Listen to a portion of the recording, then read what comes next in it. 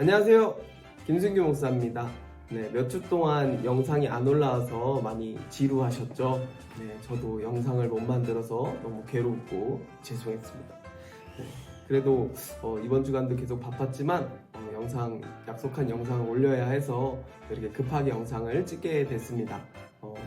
특별히 원래는 에베소서 3장, 4장을 다 함께 좀 나누고 싶었는데 분량도 많고 또 편집도 오래 걸리기도 하고 해서 우리 함께 3장 말씀만 오늘 또 간단히 살펴보면 좋을 것 같습니다. 우리 교회를 배우다 에베소서 우리 3장 말씀 함께 보도록 하겠습니다.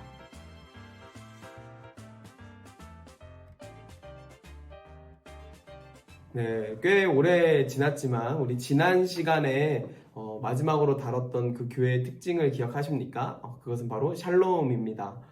교회에 대한 어떤 여러 가지 특징들이 있지만 사도 바울이 그 2장 말씀에서 강조하고 있는 그 교회의 특징은 바로 구원받은 사람들이 가야 하는 그 길은 은혜의 길이고 평강의 길이고 곧 화목의 길이다 라는 것이었습니다. 특히 사도 바울이 2장 마지막에 둘이 하나가 되는 일에 대해서 굉장히 강조했었는데 그것은 이제 그가 알게 된 그 비밀에 대한 어떤 복선이라고 말할 수 있습니다. 그렇다면 사도 바울이 사역을 하면서 또 하나님과 가까워지게 되면서 알게 된 그 비밀이 무엇입니까? 우리 3절부터 6절까지 함께 읽어보도록 하겠습니다. 곧 계시로 내게 비밀을 알게 하신 것은 내가 먼저 간단히 기록함과 같으니 그것을 읽으면 내가 그리스도의 비밀을 깨달은 것을 너희가 알 수 있으리라.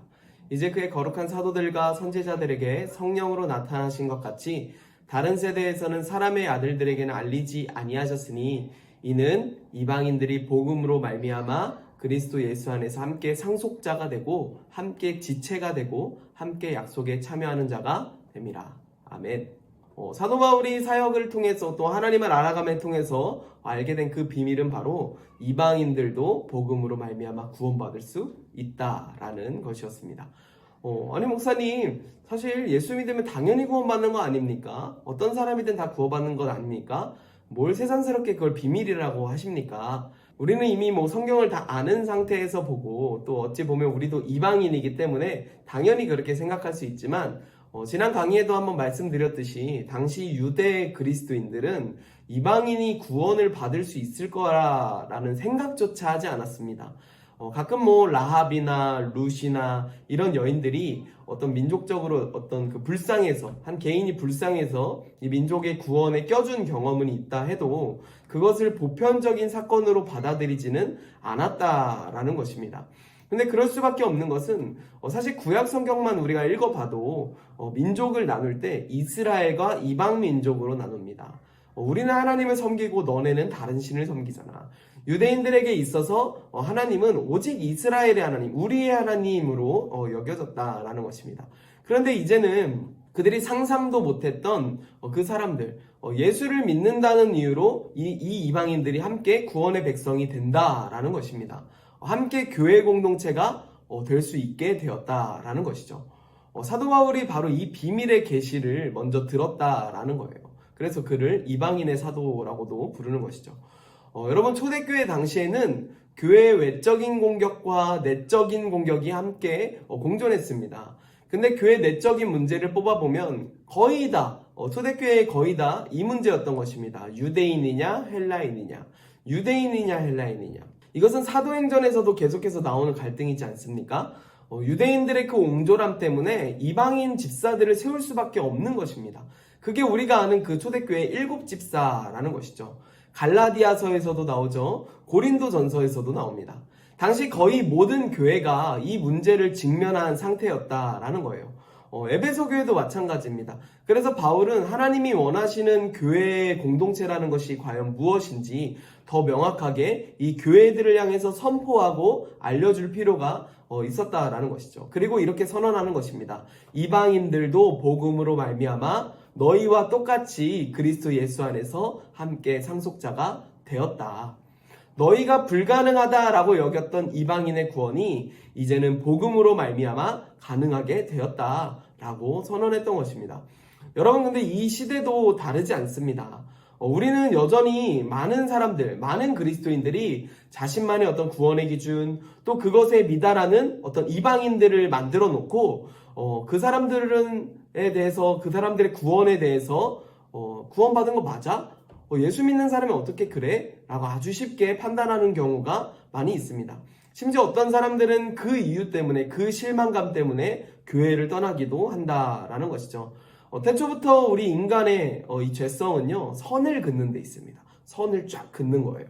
선악과를 따먹은 아담은 제일 먼저 하나님과 선을 그었고, 하나님께 이렇게 혼날 때 뭐라고 합니까? 이 여자가 먹으라고 해서 이 선악을 알게 하는 나무를 먹었다. 자신의 아내와 순식간에 선을 그어버리는 것이죠.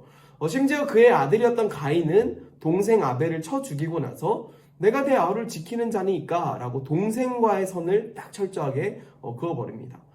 이처럼 우리 인간은요, 죄로 인해서 선을 긋는 존재들입니다. 회복보다는 회피를 선택하고 용납보다는 그냥 모른 채 살아가기를 선택합니다. 심지어 가인처럼 동생을 죽여도 나 몰라라 하는 그러한 관계에 이르게 된다라는 것이죠. 여러분, 오늘날 우리 한국교회, 우리 교회들은 어떻습니까? 같은 교회 안에서도, 교회라는 그 이름 안에서도 수많은 교단과 종파가 나눠지고 있습니다. 물론 신학적인 이유가 강하겠지만 생각보다 서로를 정죄하는 그 분위기가 상당하고, 자기 것이 가장 높다, 우리 교단이 가장 우월하다, 우리는 장자교단이다, 이런 분위기도 많은 기저에 깔려 있습니다. 여러분, 또 교회 내부에서는 어떻습니까? 연령에 따라, 사역에 따라, 신앙 연수에 따라 선을 긋는 사람들이 또 많이 생겨나고 있습니다.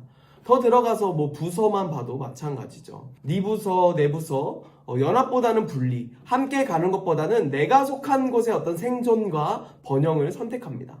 연합된 공동체인데 연합을 느끼지 못하는 이 과부하된 어떤 행사와 사역으로 서로 일을 미루고 누가 더 힘든가 시시비비 따지거나 하는 언제부터인가 그런 곳이, 그렇게 선을 철저하게 그어버리는 곳이 바로 교회가 되어버렸다라는 것이죠. 그렇게 점점 더 분리를 도모하고 살아가는 우리에게 하나님은 오늘 사도 바울을 통해서 교회는 그런 곳이 아니다 하고 알려주고 있는 것입니다. 교회는 선을 긋는 공동체가 아니라 선을 지우는 공동체다. 교회는 울타리를 철저하게 세워가면서 우리끼리의 공동체가 되는 것이 아니라 그 울타리를 제거하는 공동체다. 너희 생각에는 그게 맞는 것 같고 그렇게 무마시키는 것이 옳다라고 생각하지만 나의 비밀, 나의 지혜, 나의 지식 안에서는 그 관계조차 회복하고 구원하는 것이 바로 나의 뜻이다. 바로 하나님께서 사도 바울에게 이 구원 계획, 이 뜻을 알려주셨다라는 것입니다. 그렇게 이제 자신이 깨달은 비밀, 사도 바울이 깨달은 비밀을 자기뿐만이 아니라 교회도 알아야 하고, 교회는 다시 하나 되기 위해서 반드시 이 사명을 감당해야 된다라고 교회를 향해서 선포하고 있는 것이죠. 여러분, 우리가 선을 긋고 있는 그 이방인들은 누구입니까? 교회 밖에서 아니면 교회 안에서, 심지어 우리가 가정 안에서 선을 그어놓고 회복하지 못하고 있는 그 관계는 무엇입니까? 오늘 사도 바울은 교회는 그 선을 반드시 지워야 한다라고 우리에게 가르쳐주고 있는 것입니다. 여러분이 그어놓은 그 모든 선들, 그 경계들 우리가 제거하고 다시 한번 그 모든 담을 허물고 예수님과 같이 나아갈 수 있는 저와 여러분들이 될 수 있기를 주님의 이름으로 간절히 축복합니다.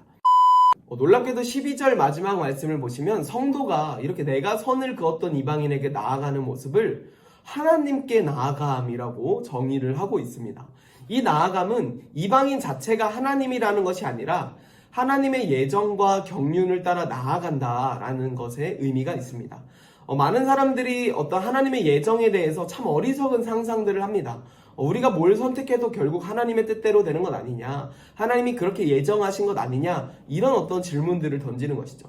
하지만 우리가 분명히 알아야 하는 것은 예정이라고 하는 것은 미래에 대한 어떤 점술이 아니라 하나님이 이루실 구원 계획의 완성이다라는 것입니다. 이 놀라운 비밀은 죄인된 인간이 스스로 발견해낼 수가 없는 비밀입니다.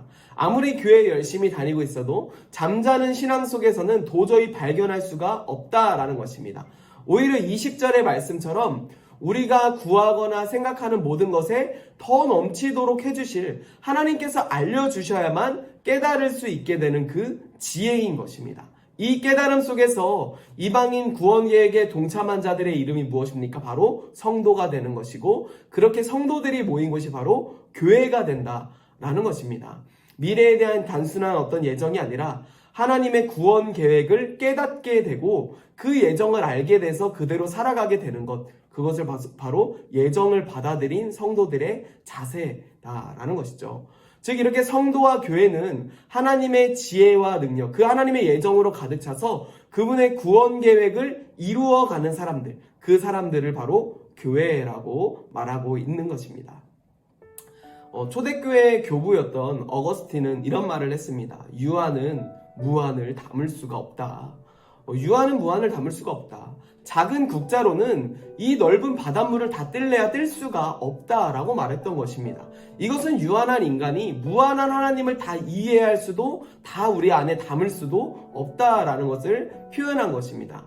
작은 컵에 많은 물을 들이부으면 그 물이 흘러 넘칠 수밖에 없듯이 유한한 우리가 하나님을 알게 되고 우리 안에 담게 되면 우리가 가진 생각과 사랑의 범위가 편협하고 작은 컵과 같은 내 마음일지라도 하나님의 사랑과 성품으로 넘쳐 흐르고 넘쳐나게 된다라는 것입니다. 그것이 이제 18절 19절에 나와 있는 것이죠. 함께 읽어볼까요? 능히 모든 성도와 함께 지식에 넘치는 그리스도의 사랑을 알고 그 너비와 길이와 높이와 깊이가 어떠함을 깨달아 하나님의 모든 충만하신 것으로 너희에게 충만하게 하시기를 구하노라. 아멘. 성경은 이렇게 내 안에 있는 작은 용기, 내 작은 컵을 넘어서 더 큰 사랑을 깨달아 실천하게 되는 것에 대해서 충만이라고 말하는 것입니다. 내 속성에서 담아낼 수 없는 것을 이제 하나님으로 가득 차게 되니까 충만하게 넘친다라는 것이죠. 이전에는 내가 편협하게 내가 사랑할 수 있는 사람까지만 사랑하고 유대인만 사랑하고 율법 정도는 지켜줄 수 있는 그런 신앙인들만 사랑하는 그런 사람들로 모여 있었더라면 이제는 우리가 예수 그리스도로 인해서 충만하여지니까 그 내가 사랑할 수 있는 범위가 작은 공간이 아니라 내 용량을 넘어서게 되는 것입니다. 그리고 그때부터 나타나게 되는 그 힘이 있는데 그게 바로 성령 충만으로 비롯된 교회의 능력이다라는 것입니다. 내 힘으로 내가 계산해서 여기까지만 사랑한다라고 하면 하나도 나타날 수가 없었던 그 능력이 예수가 내 안에 들어와서 충만하게 되면 우리가 구하거나 생각하는 모든 것에 넘치도록 사랑할 수 있는 그 힘과 능력, 또 사랑뿐만이 아니라 우리가 성도로서 나타내고 보여줄 수 있는 능력이 넘쳐나게 된다라는 것입니다. 여러분, 교회의 능력은 나한테 있는 것이 아니라 우리 안에 있는 예수 그리스도 안에 있는 것입니다. 아니, 더 정확하게 말하면 사실 예수 그리스도의 사랑에 있는 것입니다. 교회가 사역에 익숙해지고 전도나 행사에 익숙해지다 보면 예수님이 없이 자기가 그 사역을 해낼 수 있다라고 생각하게 됩니다. 그러나 그렇게 되면 여러분들도 이미 한 번쯤 느껴보셨을 것입니다. 그때부터는 예수님의 능력이 나타나지 않습니다. 나에게서 아무 열매도 나타나지 않는 것 같습니다. 심지어 나도 은혜가 안 되게 된다라는 것입니다. 왜 그렇습니까? 그것은 내가 했기 때문인 것이죠. 내 용량만큼 내가 감당했을 때는 그 정도밖에 안 된다라는 것입니다. 아무 기대도 아무 은혜도 없이 기계적으로 행한 일에는 교회의 능력이 나타나지 않는다라는 것입니다. 오히려 교회의 능력은 그럼 어떻게 나타납니까? 바로 우리 안에 채워지는 예수 그리스도로 인해서 나타나게 된다라는 것입니다. 그래서 사도 베드로도 성전 미문에 앉아있는 그 앉은 뱅이에게 뭐라고 말했습니까? 은과 금은 내게 없거니와 나에게 어떤 사회적 능력과 나의 스펙은 아무것도 없거니와 내가 가진 것은 없거니와 내게 있는 이것을 너에게 주노니 나사렛 예수 그리스도의 이름으로 일어나 걸으라. 여러분, 이처럼 교회의 능력은 물론 우리를 사용하시지만 우리 안에 있는 예수 그리스도의 마음과 예수 그리스도의 성품과 예수 그리스도의 충만함으로 인해서 나타나게 되는 것입니다. 우리가 세상적인 관점과 능력, 내 능력을 생각하다 보면 우리는 점점 더 이 용기가 작아질 것입니다.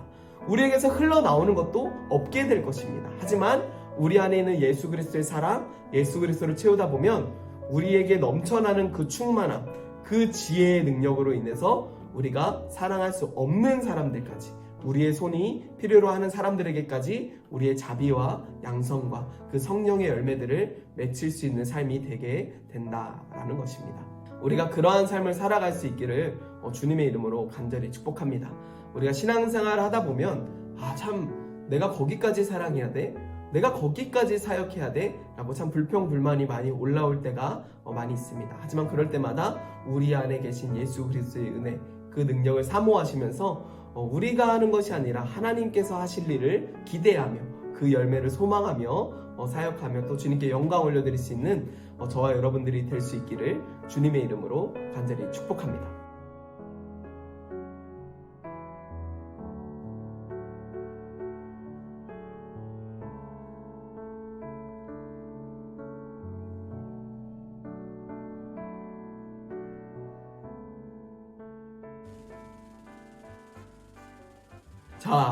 네, 오늘 사실 에베소서 4장까지 좀 보려고 했는데 4장에는 이제 교회의 적용이 나오거든요. 거기까지 촬영을 하기에는 또 어려움이 있을 것 같습니다. 빠른 시일 내에 또 4장 말씀도 5장, 6장까지 달려보도록 하겠습니다. 네, 오늘 우리가 함께 에베소서 말씀 나눈 것은 우리 안에 예수 그리스도로 채워져야 우리가 그 충만함으로 우리가 세운 경계선들을 지우고 더 큰 사랑을 실천할 수 있게 된다라는 것입니다.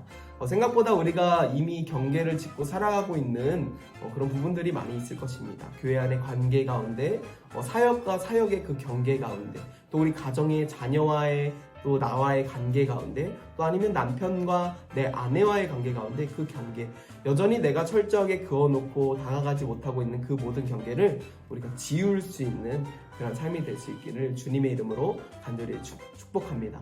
예수님께서는 우리와의 그 경계가 확실하셨던 분입니다. 의와 죄의 경계 안에 계셨던 분이셨는데 그분께서는 그 막힌 담을 자기 피로 허무시고 우리를 구원하시기 위해 이 땅 가운데 내려오셨던 것입니다.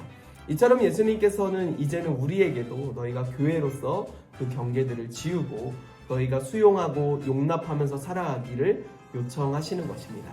여러분, 우리가 삶 가운데서 그러한 삶을 살아낼 수 있는 저와 여러분들이 될 수 있기를 주님의 이름으로 간절히 축복합니다. 그렇게 우리가 교회로서 교회의 능력을 사모하시고 교회의 열매를 맺을 수 있는 저와 여러분들이 될 수 있기를 주님의 이름으로 간절히 축복합니다. 수고하셨습니다. 오늘 강의는 여기까지 하도록 하겠습니다. 고생 많으셨습니다.